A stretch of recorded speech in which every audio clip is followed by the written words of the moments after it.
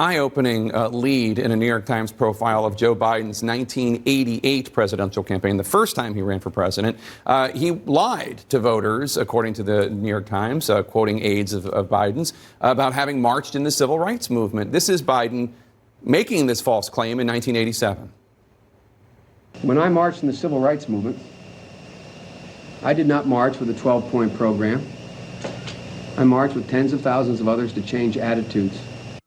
And the New York Times reports, quote, more than once, advisors had gently reminded Mr. Biden of the problem with this formulation. He had not actually marched during the civil rights movement, and more than once, Mr. Biden assured them that he understood and kept telling the story anyway.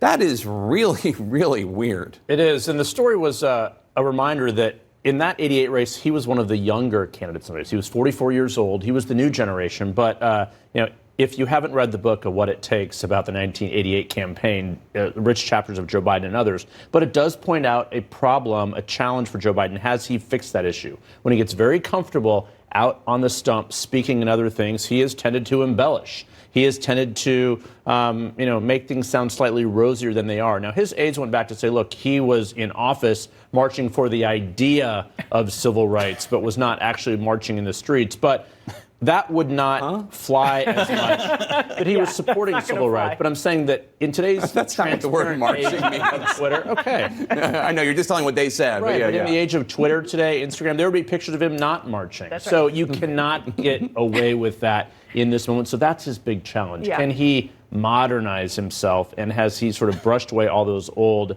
tendencies he had that ultimately ended to him dropping out before the Iowa caucuses because he plagiarized a speech. But that is exactly the kind of story that is a picture-perfect moment for a debate, right? If I am a candidate to say to Joe Biden, you lied about marching in the civil rights. Mr. Bernie Sanders, who actually did march. And likes to talk about it a lot, Right. or some of the others who have very substantial records on civil rights, even though they may be younger candidates.